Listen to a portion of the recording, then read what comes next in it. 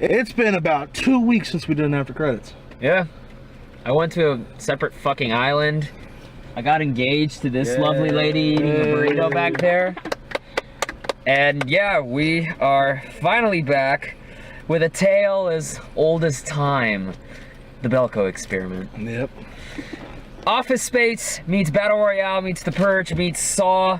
It's directed by Greg McLean, written by James Gunn of Guardians of the Galaxy fame. It's about a bunch of people trapped in an office building, told by a mysterious voice that they have 2 hours to kill 30 of their best friends. Otherwise, everybody but 16 of them is gonna be fucking dead. Yep. We had two choices this weekend: either coworkers murdering each other, or a film about bestiality and Stockholm syndrome. And Hermione getting laid, which is not as exciting as you would think.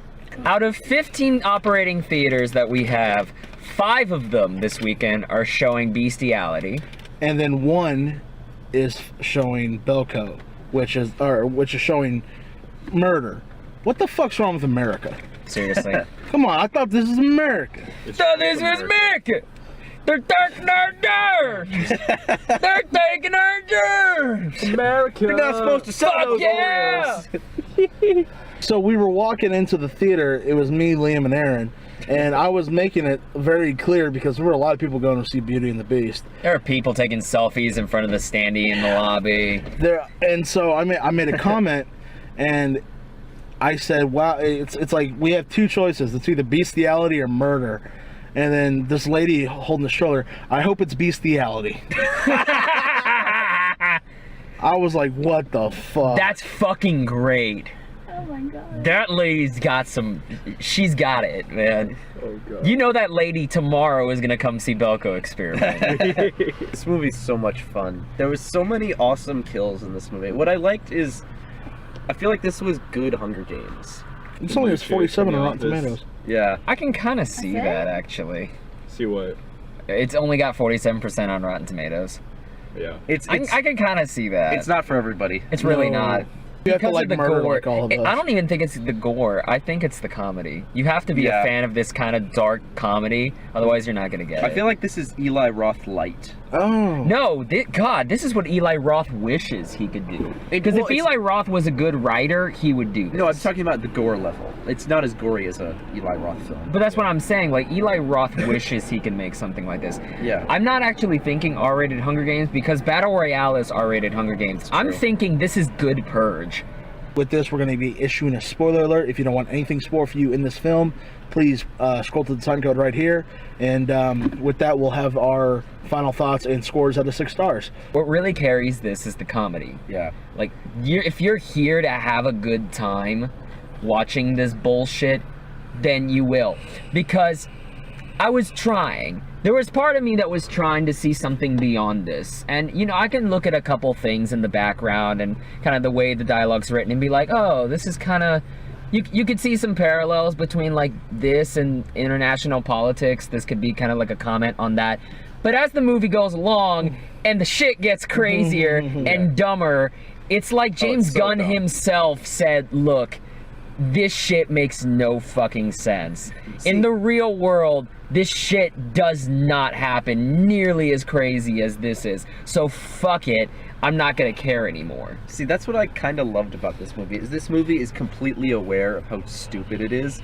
And so they're not trying to shove some political theme down your throat. They're not trying to, like, make the whole plot behind this of, like, why they're there. They're not trying to make it super complicated. There's some great kills, like when the chick's, like, taking off her shirt and fucking Rick Grimes goes and snaps her neck. He did look like Rick Grimes. I literally like, thought it was very old steely ass Rick Grimes. I was like, wait, he was in Tony Goldwyn, man. If you're a fan of Final Destination, this movie is for you. Because this has some of the most creative fucking kills since that series was good. Okay, how many creative kills were there? Dude, Elevator. Elevator was one. Well, that was from Mission Impossible. That was in Resident Evil. I thought the snapping the girl's neck when she was... That was fun! That was 180. Yeah, no that was shit, the thing, dude. That was a great effect! Thing is, I was expecting her to take out a knife and try to stab him in the back. Yeah. But, no, he did 180, like... That was I don't need to waste a bullet. You can tell that it's a fake head that he just twists around, but there's something about that that's really charming. Yeah. In the way that kind of like you watch a Sam Raimi Evil Dead movie, or when you watch Rob Zombie's movies, Lloyd Kaufman. When you watch an old, like, cheesy B movie, that's kind of what this vibe is going for. The more I turn my brain off and stop thinking about it, the more I'm actually digging it. Yeah. Because I was kind of lukewarm on this for a while. As far as the gore goes, I wanted more. Was that weird? No, because I felt like it did kind of tone down some of the goriness that could have been there. I was getting mad at that, and then I stopped and thought NC-17. Yep. That's exactly You really why. think this could have been an NC-17? The girlfriend snaps and just kills Yeah, that was pretty brutal. Wendell the pervert. Yeah. I'm pretty sure there was a take where you just saw her bash a... What was that? A pull? It was an axe. When Where's she an axe? bashes an axe, there is a shot where she just continues to bash an axe into a model's head and just blood starts... Everything starts pouring out. But it cuts and it does like a little like quick shot with like effects and When this those music. two driller dudes get killed. You know, Yondu from Guardians of the Galaxy. Michael Rooker. Michael Rooker. Come on, That's the one man. role. I think Out of Motherfucker. everything he's been in, Yondu. Yondu's a great fucking character. He's a great character, but Henry, Portrait of a Serial Killer, fucking Slither, Yeah. Walking fucking Dead. I think of him as Yondu. With This is what's wrong with the current generation. fucking millennials. Fucking baby. This movie has a lot of people that you don't necessarily know by name, but you love in movies. Like Yeah. John Gallagher Jr. is the main from 10 guy in this. Cloverfield Lane. Yeah. I thought he was pretty good in this movie. He was good in this. Who is the guy that plays Wendell? I don't know his name. Don't necessarily look that up He's because from, we're... Scrubs. He's Dr. from Cox. Scrubs. Yes! Oh my yes! God, he's from Dr. Scrubs. Cox from Scrubs! I didn't watch Scrubs, but I knew he was from Scrubs. He's in this movie as this fucking pervert psycho. You know what I want to find out? How did he find the dude in the freezer? I don't want to know.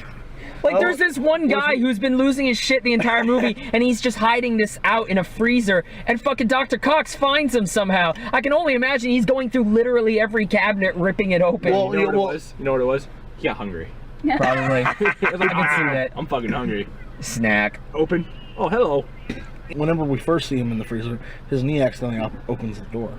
Did it? Yeah. Oh, really? The door accidentally opens, so he's like, fuck. You know, I feel like there might be a deleted scene of Cox finding the dude in the freezer, It because probably is. I kind of want that guy was enough of a presence in the movie that I did kind of want to see how he died. Yeah, see, there's a few other ones that I was a little disappointed in the death in. The two is, you know, the guy who I thought actually gave the best performance in the movie was, I think the character's name was Terry. He was the one dude who's teaming up with Rick Grimes and Pervert, who's like, he was like kind of on the fence about the whole thing. I was waiting for him to get a cool death, but his head just exploded, so it was like... Yeah. Oh, yeah, that's how he died. And then the other one is the stoner dude. I wanted to see, I was hoping he was going to get like impaled by the table, but like he just Yeah. got shot. Shot through the neck. The maintenance guy, not the young one, but the older one. Yeah. Who got like Me, my Smash. rolled Yeah. basically. Yeah. smashed I was in. Yondu. so upset by that. Yeah. That could have been. There was no blood. Yeah. I know. It was kind of cool to look like a deflated football, but It made a lot of sense to that me. it maybe like just That it bled wasn't inwards. bleeding. Yeah, because it kind of caved inwards, and it was more about him just like that hit like the frontal lobe of his brain, so he's like Oh, trying yeah, to 'cause he was grasp it. disoriented. Yeah, and that was really fucked up. Also, James Gunn just has a way of saying "fuck you, Michael Rooker." The one thing about this movie that I thought could have, like, I find myself saying this movie could be better in a couple different ways.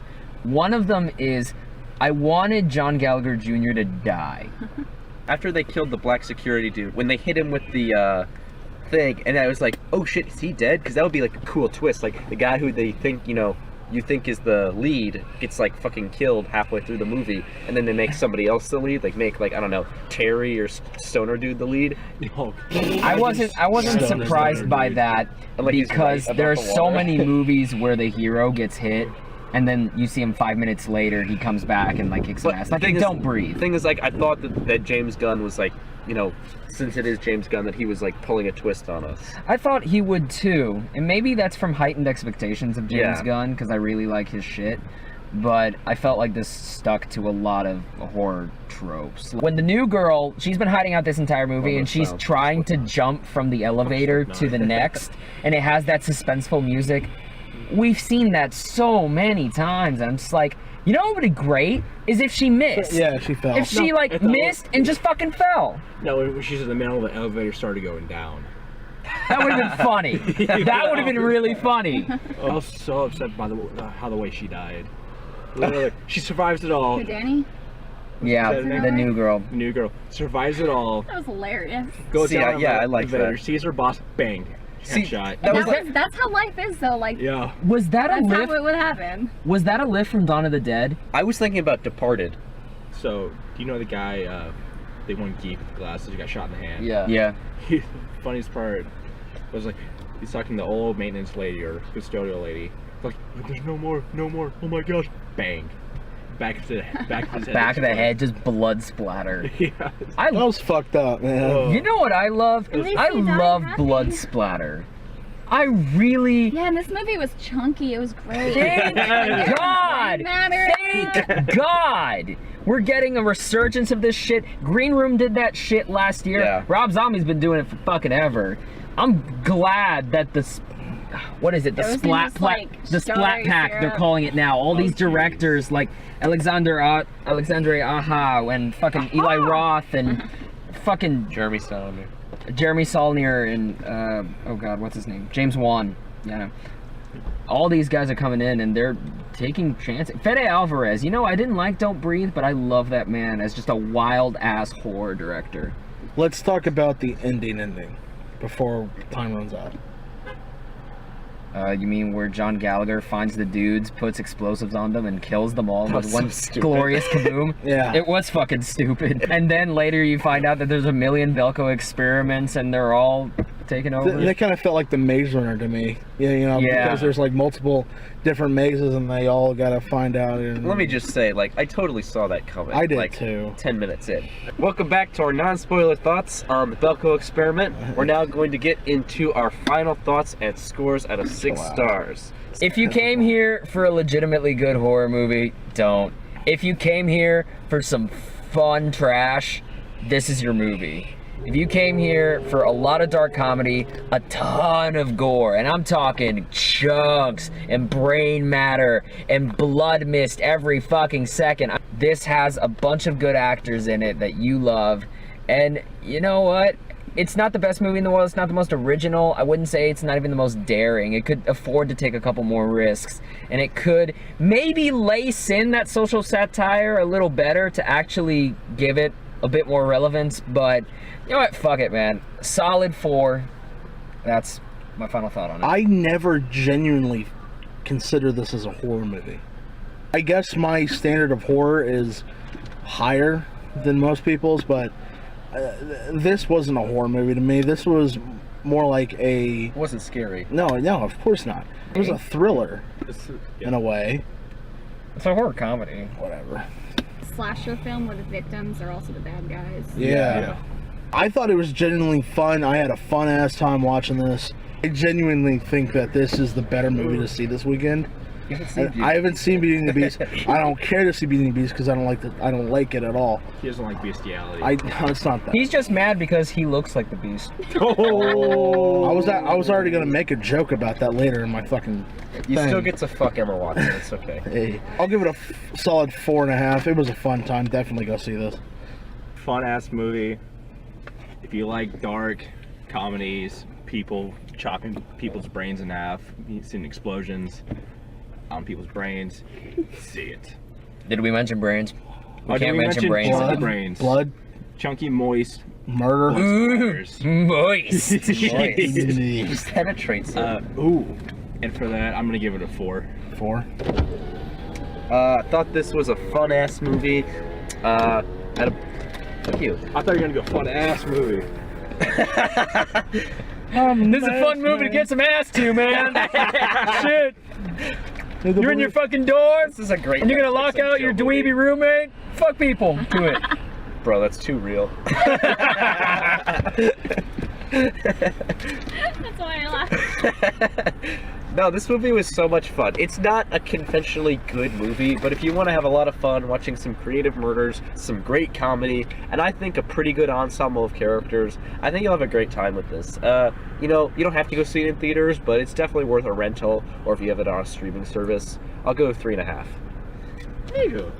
Wow, I thought I was gonna be dead last on this. Because it's not a good movie, but I liked watching it. I love this movie. I feel like if you're a fan of things like Saw, Final Destination, you know, those types of stupid horror movies that Dead really Alive. have no plot really to them whatsoever, but they're obviously focused on the gore and the killings, then it is a great movie. I'd give it a 5.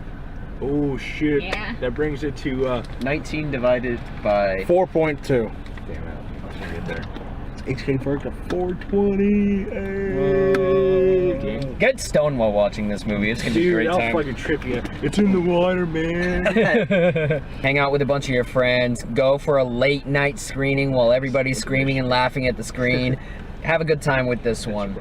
And if y'all like this video, please click the like button down below. Also, next to the like button is the subscribe button. Be the first to find out when we've got new videos. We've got Facebook, Twitter, and Instagram as far as social media goes. He's got a blog, liamandgohead.wordpress.com. He reviews every movie he sees in short-ass detail, even the movies we don't cover. Our friend Noah is the Cinema Geek on Instagram. And next time, I think we're trying to go for what? Go, Power go, Rangers? Power Rangers. Power Rangers comes out. Life. Life comes out. Fuck Chips. Pass Aw. on chips. Fuck What is Chips. that? It's that Highway Patrol movie with Owen Wilson and Michael Pena. Based off of Dak Shepard. Discount Oh, Owen Wilson. Yeah, that's right. There's a discount Owen As Wilson, if he people. wasn't discounted enough. And He's more, discount Luke Wilson. hold up though. More importantly, the 27th, March 27th is HalfKock's birthday.